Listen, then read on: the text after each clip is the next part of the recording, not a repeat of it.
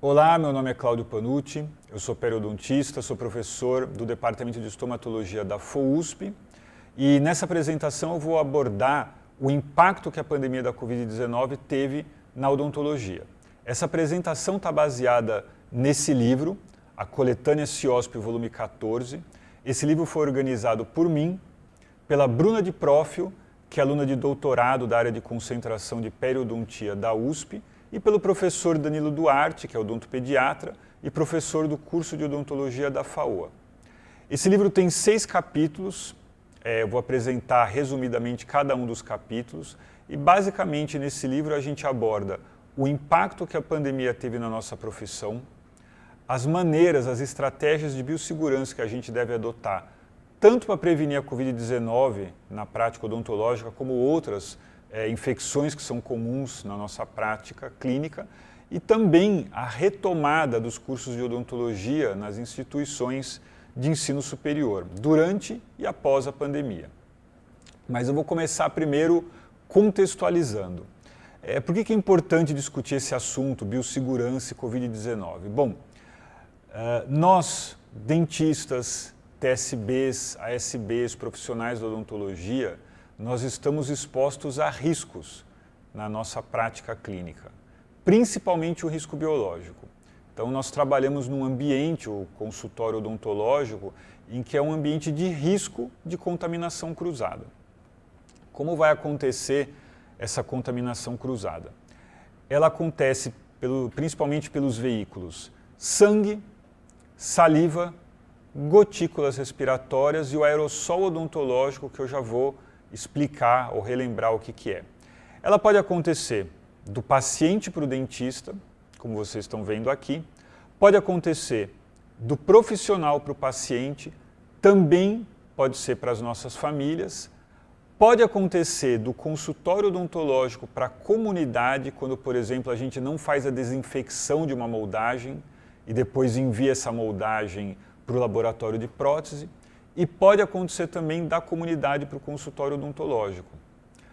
Pouca gente sabe, mas existe a possibilidade, a água de abastecimento do município, né, muitas vezes está contaminada, é a água que vai estar presente nos tubos, no encanamento dos equipos, e tem estudos, diversos estudos que mostram a presença de biofilmes formados por enterobactérias, leveduras, entre outras, que dos tubos do equipo passam para o sistema de refrigeração, por exemplo, quando a gente usa a seringa tríplice, ou então alta rotação, ou a baixa rotação, ultrassom, e aí esse spray que se forma pode vir então contaminado. Alguns estudos recentes mostram que uma das grandes fontes de contaminação no aerossol odontológico vem do equipo, vem do sistema de refrigeração.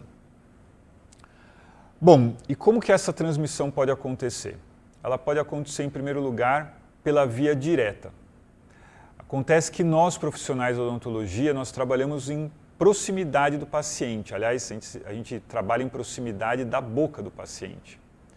Então, se o paciente espirrar, tossir, ou mesmo se falar, se respirar, ele vai propelir gotículas respiratórias. Pode entrar em contato com a nossa mucosa nasal, mucosa bucal, e aí a gente pode se contaminar e desenvolver uma infecção. Pode acontecer também o seguinte, pode acontecer a via indireta. Então, quando esse paciente, como eu comentei, tosse, espirra, ele vai propelir gotículas respiratórias que vão se precipitar, elas ficam primeiro suspensas no ar durante algum tempo, um período curto de tempo, mas logo em seguida elas começam a precipitar sob bancadas como essa daqui, né?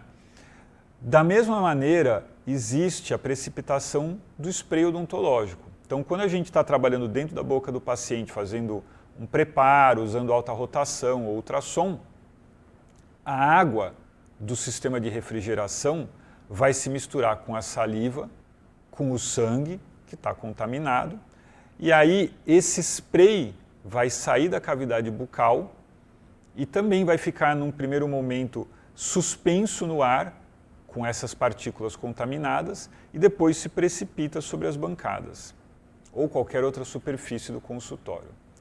Se a gente colocar a mão numa dessas superfícies contaminadas, que agora passam a se chamar fômites, e depois a gente coloca a mão no rosto, por exemplo, coça o nariz, coça o olho, coloca a mão na boca, a gente pode se autocontaminar.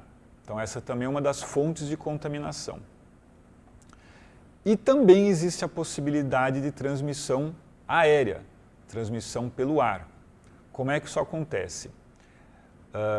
Como a gente comentou, o paciente vai falar, tossir, vai emitir gotículas respiratórias.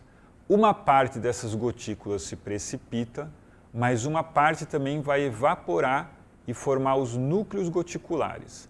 Da mesma maneira, as gotículas do spray do ultrassom, da caneta de alta rotação também. Uma parte vai precipitar, mas uma parte vai evaporar e formar os núcleos goticulares. As gotículas são maiores e precipitam. Os núcleos goticulares são menores do que 5 micrômetros. Eles são mais leves e por isso eles ficam suspensos no ar por um tempo bem mais prolongado.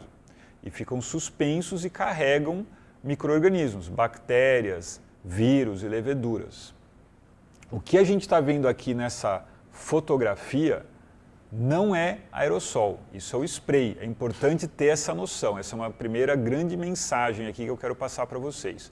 O spray a gente vê, o aerossol a gente não vê, mas ele está lá muito tempo depois do procedimento, né, e carregando micro-organismos.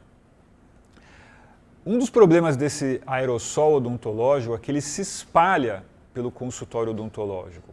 Tem vários estudos que mostram que ele pode se espalhar carregando esses micro-organismos por uma distância de até 3,5 metros a partir da fonte geradora, que seria a cavidade bucal.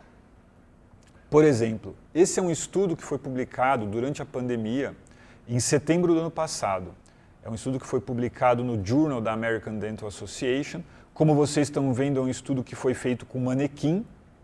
E aí, o que os autores fizeram? Eles fizeram 3 procedimentos odontológicos, 3 tipos de procedimento. Uso de alta rotação, uso de baixa rotação e uso do ultrassom. Eles usaram uma suspensão de Streptococcus mutans no sistema de refrigeração, né, desses 3 procedimentos. E eles colocaram, como vocês estão vendo na ilustração, eles colocaram diversas placas de cultura microbiológica, espalharam por todo o consultório, no chão, em bancadas, no equipo e até, como vocês estão vendo aqui, no teto. Aqui é um QR Code, se vocês quiserem escanear, ele tem acesso tem um link, né, para o artigo.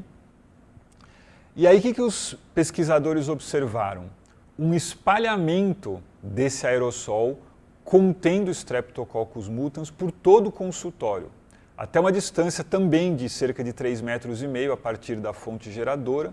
E vocês podem ver que o que causou o maior espalhamento de micro-organismos foi o procedimento feito com alta rotação, seguido do contraângulo e depois o ultrassom odontológico, que a gente usa para fazer a raspagem.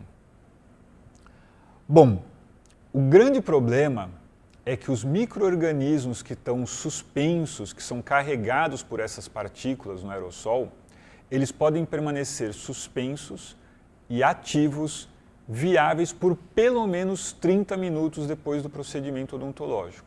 Então, nessa foto que a gente está vendo aqui, essa foto foi tirada após um procedimento odontológico.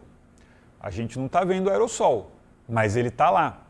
O aerossol está aqui presente e com micro-organismos, e por isso que é muito importante a gente continuar usando EPI após o procedimento odontológico, mesmo depois que o paciente já foi embora da clínica, né? Porque por pelo menos 30 minutos existe a presença de micro-organismos no aerossol. Isso é demonstrado por diversos estudos científicos, ensaios clínicos randomizados. Então, importante sempre permanecer de EPI e também, em função da contaminação pela via indireta, também algo que a gente incorporou desde antes da pandemia é lavar a mão constantemente, usar o álcool gel para impedir, para prevenir a contaminação indireta. Bom, esse era o cenário pré-pandemia, né? E é importante a gente pontuar que a odontologia sempre zelou pela biossegurança. né? Tanto é que são baixas as taxas de contaminação entre profissionais, e a odontologia também sempre soube se adaptar a novos desafios. Então, por exemplo, antes da AIDS, alguns profissionais não usavam luva. Após a pandemia da AIDS, diversos profissionais passaram a usar luva. Hoje é impensável a gente fazer um procedimento odontológico sem luva. Da mesma maneira, com H1N1 ficou mais frequente o hábito, a rotina de lavar as mãos, de usar álcool gel. Fomos incorporando outras medidas de biossegurança, outros EPIs, como por exemplo o óculos, né? Conforme novos desafios foram aparecendo, novas evidências também foram sendo publicadas. E agora, de repente, surgiu um novo desafio, a pandemia da Covid-19. Nós temos um novo inimigo, né? O vírus, o SARS-CoV-2, que é o agente causador da Covid-19. E da mesma maneira, então, a odontologia teve que se adaptar a esse novo desafio. O primeiro capítulo do livro dessa coletânea, volume 14, foi escrito pela Ana Luísa Cruz. A Ana Luísa é médica, infectologista, com formação no Emílio Ribas, mestrado em Harvard, ela está atualmente em Oxford, e ela fala nesse capítulo sobre a pandemia, os modos de transmissão da Covid-19, os fatores de risco, características clínicas, sintomas, o diagnóstico da Covid-19. Um ponto importante é sobre a transmissão dessa doença na comunidade. As evidências mais recentes mostram que o principal modo de transmissão é a via direta, quando a gente está em contato próximo e prolongado com alguém que está com o vírus. A transmissão por fômites, a transmissão pela via indireta, também é possível, mas as evidências mais recentes mostram que não é o modo mais importante de transmissão. Por outro lado, existe um acúmulo de evidências cada vez maior dando suporte para a transmissão através do ar, né? Então, isso está muito relacionado com a nossa prática na odontologia por conta do aerossol odontológico. Eu vou comentar isso mais adiante. Bom, quais são as vias de transmissão da Covid-19 no consultório odontológico? Como a gente está vendo aqui nessa ilustração, é basicamente como outras infecções respiratórias, né? Influenza, tuberculose, que também são possíveis de serem... Existe também a possibilidade de contaminação cruzada, também por outras infecções respiratórias no consultório odontológico. Então, como a gente comentou, se o paciente espirra, se tosse, se fala, ou também quando a gente faz um procedimento que tem refrigeração e gera spray, existe a possibilidade de contaminação pela via direta, através das gotículas do spray ou através das gotículas respiratórias do paciente. Uma parte dessas gotículas vai precipitar, e aí existe aquela possibilidade da gente tocar numa superfície contaminada e depois levar ao rosto, né? E uma parte das gotículas vai evaporar, se transformar nos núcleos goticulares e formar o aerossol. Importante lembrar que o aerossol fica suspenso por tempo prolongado e se espalha por distâncias maiores. Então, por isso é importante a gente usar os EPIs durante todo o tempo que está no consultório, não apenas durante o procedimento, lavar as mãos frequentemente ou usar álcool gel, são as maneiras da gente se prevenir. Essa pandemia, ela teve alguns impactos na nossa profissão, principalmente no primeiro semestre de 2020, quando a gente ainda não tinha todo o conhecimento que temos hoje. Hoje ainda é um conhecimento limitado, mas na época o conhecimento era mais limitado ainda. Então, houve um impacto inicial. Houve uma diminuição no número de atendimentos por medo de dentistas e de pacientes, né? Porque pouco se sabia sobre esse novo desafio. Esse é o assunto do capítulo 5 do livro da coletânea, volume 14. E esse capítulo está baseado numa pesquisa, ele foi escrito pelo Rafael Moraes, e pela equipe da UFPEL, da Universidade Federal de Pelotas, e esse capítulo está baseado numa pesquisa com questionário que eles fizeram. Aqui também está o QR Code, se vocês quiserem escanear, é um artigo de acesso livre. Eles enviaram questionários através de e-mail e também por redes sociais para diversos dentistas, um grande número de dentistas em todo o Brasil. E eles mostraram, entre diversos resultados, o impacto que a pandemia teve no primeiro semestre de 2020 no número de consultas. Então, como a gente pode ver aqui nesse gráfico, houve uma redução no número de consultas, tanto no setor privado como no setor público, uma redução relevante. A adoção de novas rotinas clínicas por parte dos profissionais. Alguns também adotaram mudanças na infraestrutura dos seus consultórios, adaptações na estrutura física dos consultórios. E um dos resultados importantes também foi a alta frequência de medo de contrair Covid-19 por parte de dentistas durante o exercício da profissão, né? Isso foi associado com as maiores taxas regionais de incidência e mortalidade por Covid-19. Mas é importante, por outro lado, pontuar o seguinte: apesar desse medo que a gente teve inicialmente, existem vários estudos, inclusive esse estudo recente que vocês estão vendo aqui, publicado no Journal da American Dental Association, agora há poucas semanas atrás, em junho de 2021. Essa é uma pesquisa prospectiva. Então, os autores enviaram questionários para dentistas nos Estados Unidos e depois uma parte desses dentistas continuou respondendo aos questionários, né? Sobre várias questões, inclusive diagnóstico positivo de Covid-19 relacionado ao exercício da profissão. O que esses dados mostram é que a prevalência acumulada de Covid-19 na profissão odontológica foi baixa, 2,6%. Né? Isso acontece principalmente porque os dentistas que responderam a esse questionário relataram uma alta aderência às medidas de proteção, às medidas de biossegurança que servem para prevenir que o dentista ou a sua equipe desenvolva Covid-19. Então, existe uma baixa taxa de contaminação entre dentistas, essa é uma evidência recente, mas desde que nós utilizemos, nós sigamos todos os princípios de biossegurança.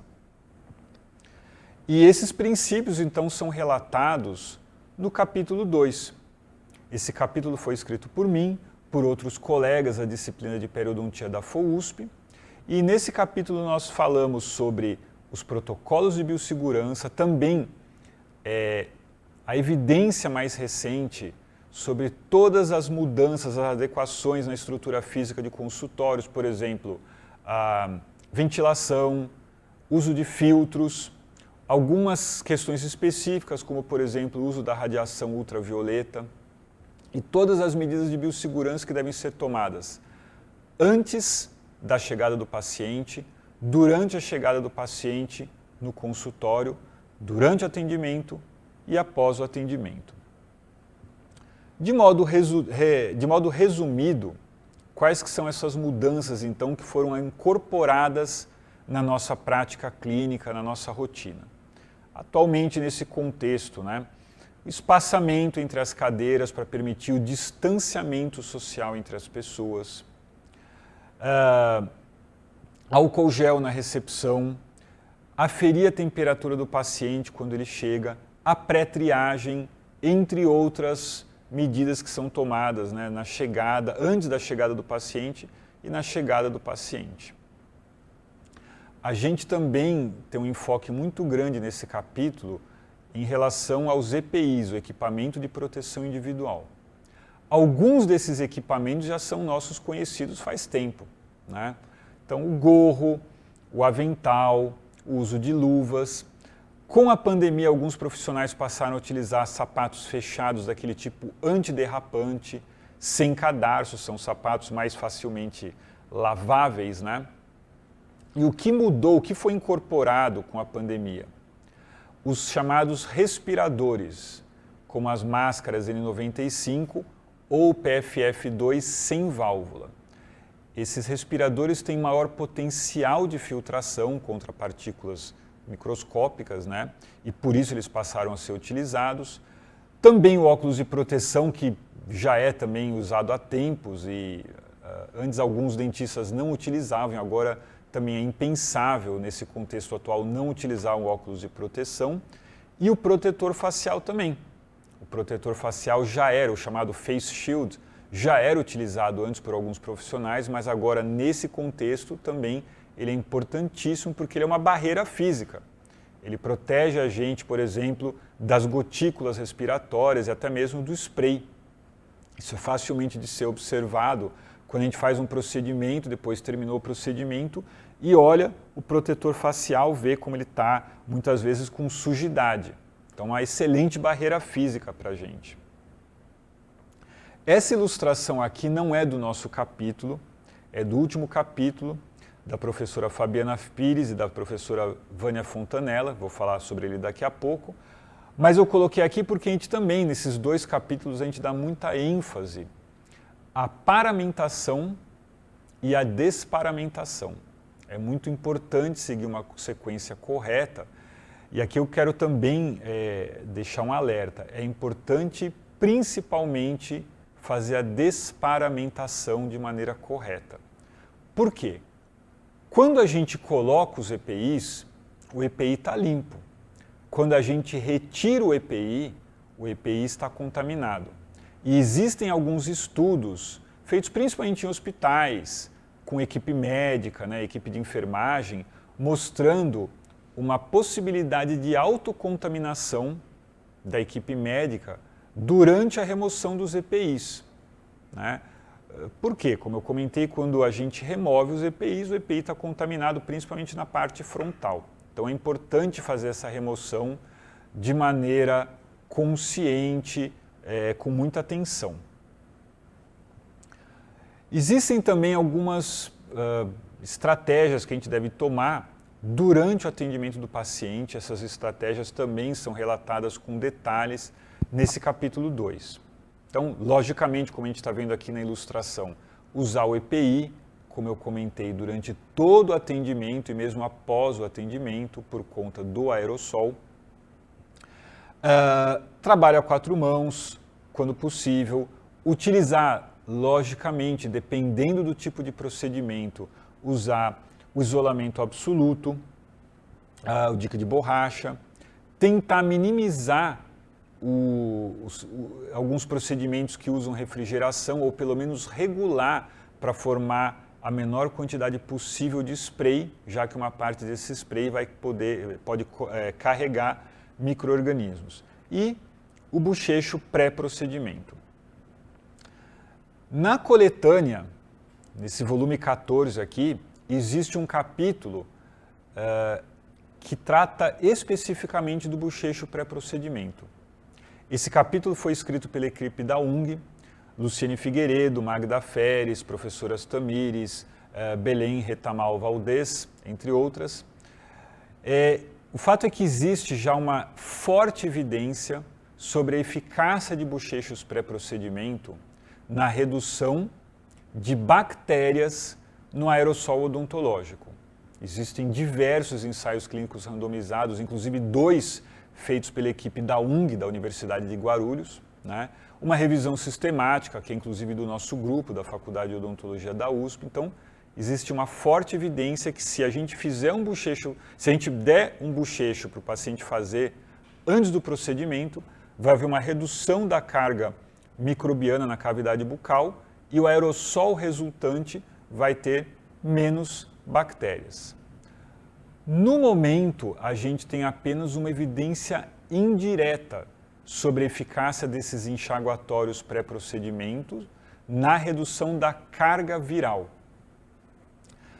Existem alguns estudos recentes, alguns que foram publicados até nas últimas semanas, no mês de junho, alguns em maio, mostrando que o uso de um bochecho pré-procedimento reduz a carga viral, reduz a carga do vírus do SARS-CoV-2 em indivíduos com diagnóstico de Covid-19 na saliva.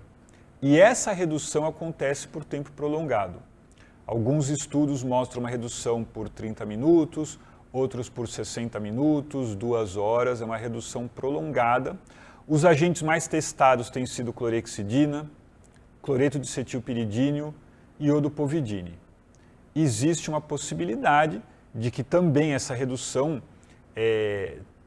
na carga viral na saliva também resulte em um aerossol menos contaminado com o vírus, mas ainda não existem estudos que tenham mostrado essa evidência direta.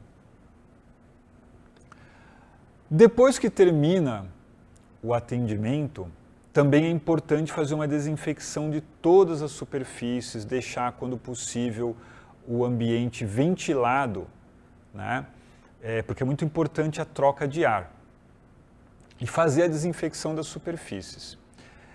Esse é o assunto do capítulo 4 do livro, do volume 14, que foi escrito pelo professor Jairo Guimarães Júnior, pelas professoras Andréa Luz Varg, Mary Caroline Macedo Ameine, né, da FOUSP, que fala sobre o processamento de artigos, desinfecção de superfícies no consultório odontológico.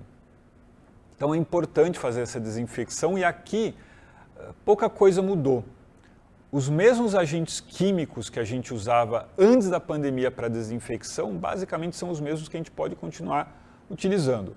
Álcool 70, hipoclorito de sódio, ácido peracético, compostos quaternários de amônia de 5ª geração, como a gente está vendo aqui nessa fotografia. Então, nesse capítulo são discutidos os agentes e as técnicas utilizadas para desinfecção de superfícies, assim como os passos para a esterilização de artigos odontológicos. Por fim, o último capítulo dessa coletânea trata sobre a retomada das atividades clínicas nos cursos de odontologia.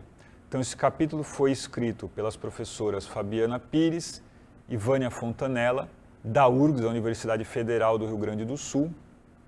Nesse capítulo, elas abordam principalmente como deve ser a retomada das atividades clínicas no seguinte sentido: adequações na infraestrutura das clínicas odontológicas, recepção, fluxo de pacientes e dos seus acompanhantes, bem como capacitação da equipe de profissionais e de funcionários da clínica. Então, também é uma leitura bem importante.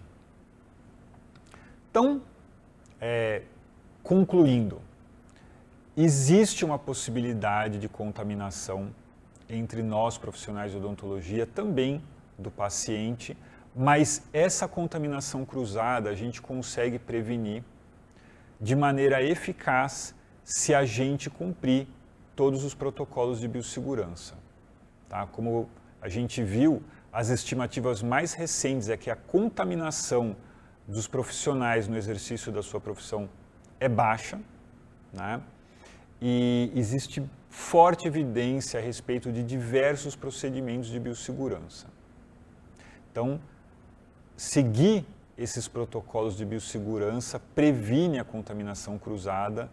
O consultório odontológico que segue esses padrões realmente é um ambiente seguro, é um dos ambientes mais seguros que existe, desde que sejam seguidos rigorosamente esses princípios de biossegurança. Então, essas são as mensagens principais, né, que eu queria passar para vocês, que estão contidas, lógico, de maneira bem mais detalhada nesse livro. Eu quero agradecer a atenção de vocês, aqui estão os meus contatos, caso vocês tenham alguma dúvida, estou à disposição.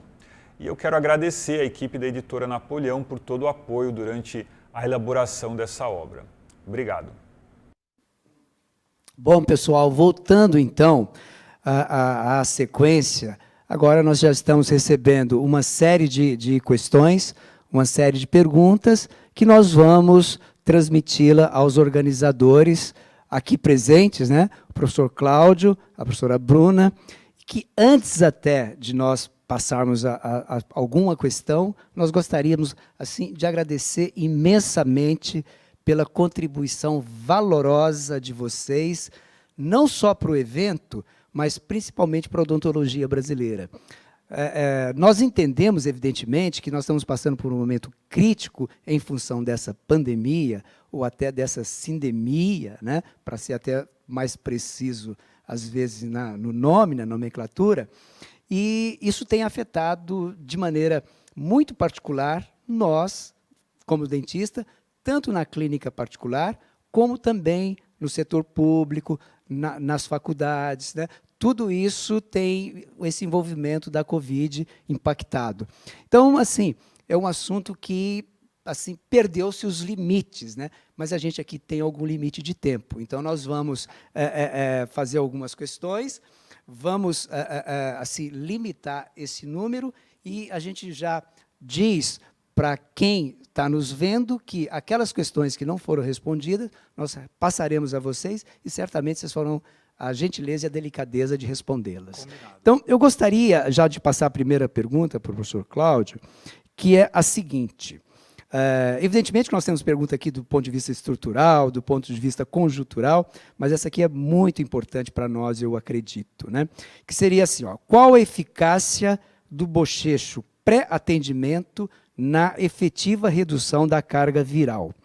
E aqui já vem até uma questão que ao mesmo tempo responde, né, mas que você pode discutir, que devemos prescrever a clorexidine ou água oxigenada para o paciente bocejar, ou ainda os quaternários de amônio. Por favor, professor. Vamos lá. Bom, a gente tem pouco tempo, vou tentar dar uma resposta curta, Danilo.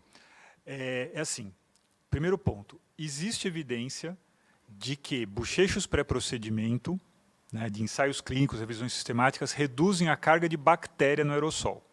Tá? Boa evidência.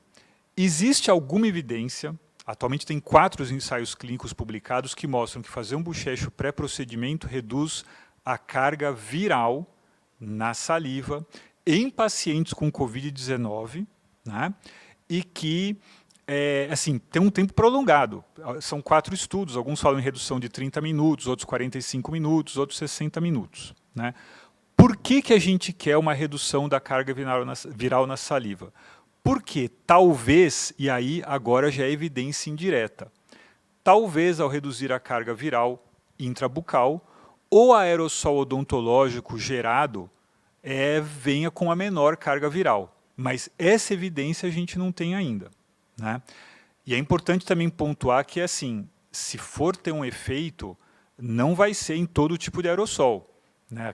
Aquelas gotículas respiratórias que vêm do trato respiratório, isso daí, o bochecho não vai ter um efeito. Né?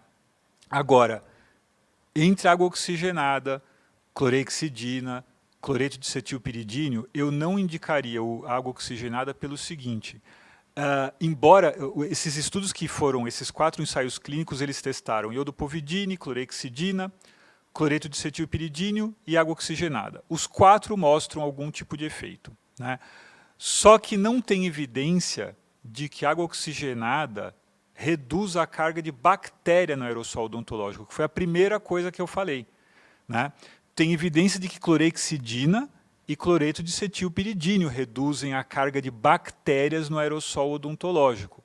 Então, já que tem boa evidência de que clorexidina e cloreto de cetilpiridínio reduzem a carga de bactérias no aerossol, e tem alguma evidência de que clorexidina e cloreto de cetilpiridínio, que seria um composto quaternário de amônio, né, o CPC, reduz a carga de vírus na saliva, eu usaria ou clorexidina ou cloreto de cetilpiridínio.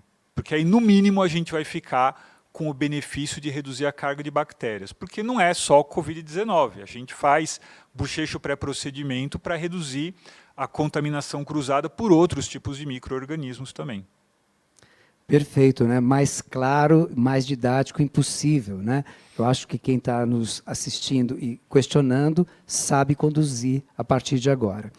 Por outro lado, eu vou dirigir essa questão à professora Bruna, que é o seguinte, eu acho que deve ter assim, colegas nossos, né, que estão fazendo cursos e estão receosos ainda de continuar a dar sequência a esse curso, e eles estão questionando da seguinte forma: é seguro retornar a um curso prático que eu fazia, né, já colocando no passado, ainda que eu não tenha recebido a segunda dose? Bom, boa noite. Obrigada pela pergunta. É uma pergunta bem capciosa, né, professor? Claro que, nesse momento, todos nós gostaríamos de estar imunizados com a segunda dose da vacina. Entretanto, a gente precisa acreditar nos protocolos de biossegurança que a gente adota. Então, o uso dos aventais descartáveis de gramatura 40, o uso das máscaras respiratórias, dos óculos de proteção e dos face shields. Claro que a gente entende que existe uma limitação, mas, nesse momento, a gente tem evidências que nos mostram que é possível, sim, atender com segurança, tanto que a gente percebe altas taxas de transmissão dentro da nossa classe odontológica. Então, claro que a gente adoraria que o colega já estivesse com a segunda dose da vacina no braço, mas eu acredito que é seguro, sim, retornar às atividades ambulatoriais com segurança. Obrigada. E posso só fazer um Sim, comentário rapidinho? podem fazer a interlocução entre vocês. A gente voltou na faculdade, você até antes ainda, né? Antes da vacina, a gente voltou lá na faculdade, na USP, em dezembro, vocês voltaram, acho que em... A gente voltou em setembro. Setembro. Não tinha vacina, mas é o que você falou. Se a gente usa na clínica toda a paramentação, EPI, respirador, a gente está seguro, né? Então, eu concordo, acho que é importante isso. O importante é nós estarmos conscientes das nossas seguranças e dos nossos equipamentos de proteção individual, né? Isso é fundamental. Por outro lado, sempre tem aquelas questões assim, de natureza também estrutural. Eu vou passá-la ao Cláudio, né? E, evidentemente que vocês podem fazer a complementação, até fica mais dinâmico, né? Mas aqui, com relação à bomba a vácuo, ela é realmente necessária? Ela é realmente importante? Olha, você sabe que tem controvérsia na literatura em relação à eficácia da bomba a vácuo para, assim, ela diminui a quantidade de aerossol, mas tem alguns estudos, inclusive alguns publicados no JADA, né, o Journal da American Dental Association, que mostram que ela é limitada. E assim, eu imagino que essa pergunta, né, a eficácia da bomba a vácuo, imagino que a pessoa deve estar pensando na redução, no controle do aerossol odontológico, né? Ela ajuda, mas a eficácia é limitada. Por isso que assim, a gente até costuma brincar e falar que é o conjunto da obra. Não adianta só usar a bomba a vácuo, não adianta só usar a EPI, da mesma maneira como não adianta usar, por exemplo, face shield, mas não usar o respirador, é um conjunto de coisas. E assim, a gente tem que pensar também, né, Danilo, na realidade do consultório de cada um, né, porque talvez para algumas pessoas seja mais fácil colocar uma bomba a vácuo no consultório, colocar filtro, EPA, não sei o quê, luz ultravioleta, mas a gente tem consultórios de diferentes realidades, não é? Então, assim, é importante, algo a mais, com eficácia limitada, como eu comentei, né? E eu acho que o importante é você tomar, dentro da realidade do teu consultório, né, o maior número de medidas de proteção, de biossegurança possível, né? Você quer complementar, Bruna? Não, professor, nada que falar. Bom, nessa você citou o conjunto da obra, vem uma aqui bem alinhado com essa pergunta aqui, né? Se eu devo oferecer propé e gorro para os nossos pacientes. Por favor, Bruna. Bom, vamos lá. Na verdade, a literatura ainda é bastante escassa em termos de evidência que mostrem que o solo ou os calçados sejam uma possível fonte de infecção, pensando numa transmissão respiratória pela via direta. Alguns estudos demonstraram a ineficiência, eu acho um termo um pouco forte, um pouco pesado, mas talvez a ausência de uma implementação na eficácia em termos de transmissão direta via respiratória. Claro que a gente deve tomar muito cuidado em relação aos calçados, por conta de manipular o calçado e levar as mãos direto à boca, ou olhos, ou à mucosa nasal. Entretanto, a literatura não nos traz dados que embasem a eficiência do uso de propés ou do gorro como fator limitador de transmissão pela via direta do SARS-CoV-2. Perfeito. Bom, eu disse para vocês, o nosso tempo é limitado, né? Então eu vou fazer assim, nós temos outras perguntas que depois eu repasso para vocês, mas eu vou fazer uma última, até porque vocês possam responder junto e fazer as considerações finais que vocês julgarem conveniente.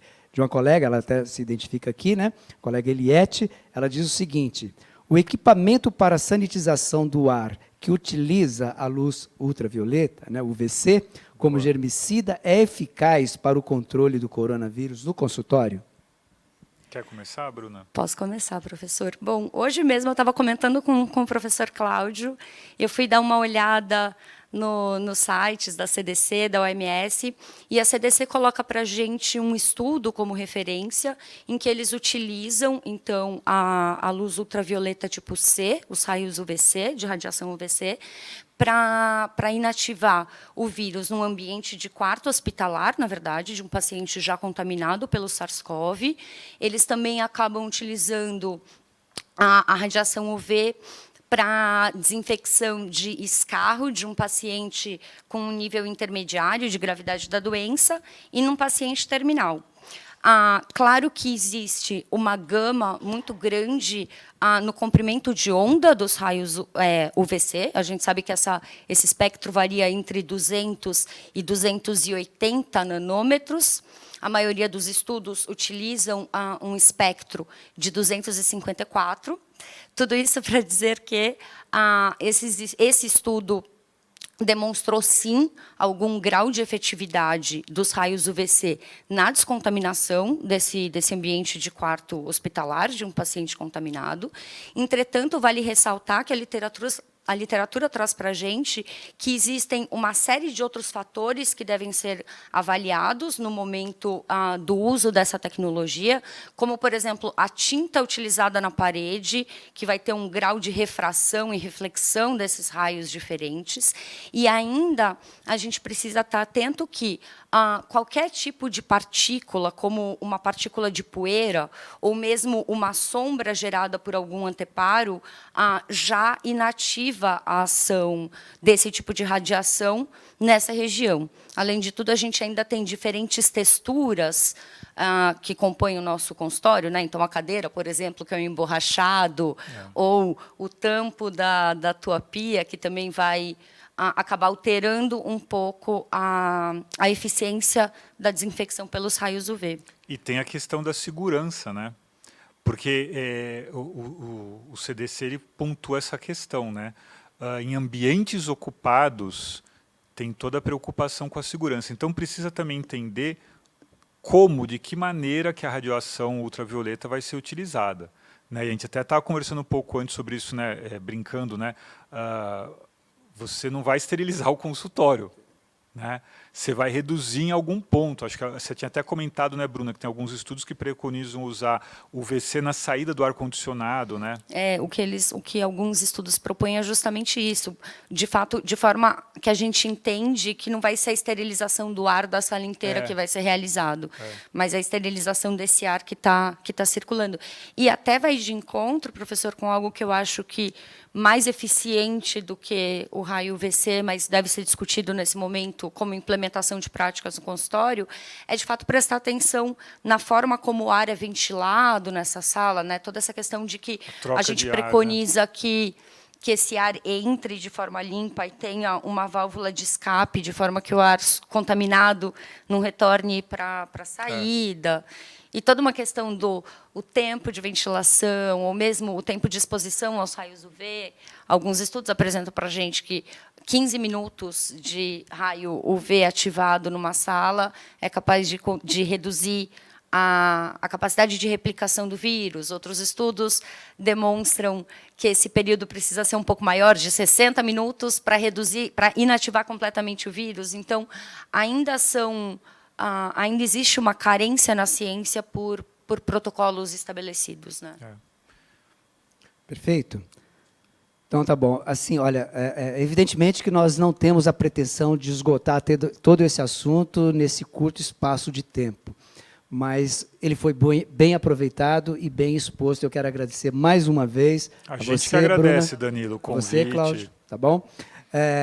E assim, dizer que a gente até, nesse livro, todos os capítulos são extremamente cuidadosos, importantes, mas nós tivemos o privilégio, né, Cláudio, né, Bruna, de ter o primeiro capítulo, a abertura do livro, né, o título vem bem a calhar, né, assim, o desenrolar Isso. de uma pandemia, né, escrito Pela por Ana Luísa, né? pela Ana Luísa Gilbertoni, que é uma brasileira pesquisadora Isso. do assunto em Oxford, né? Isso. Então, isso já abre o livro e encerra com essas colocações de vocês. Tá? Isso aí. Muito obrigado, muito obrigado. Muito viu? obrigada, boa A gente noite. que agradece, obrigado. E, em sequência, nós gostaríamos já de apresentar a fala, evidentemente gravada, para depois nós começarmos aqui as nossas questões, do professor Adilson Sacuno, do livro Implantodontia Digital. Agora eu consegui falar correto.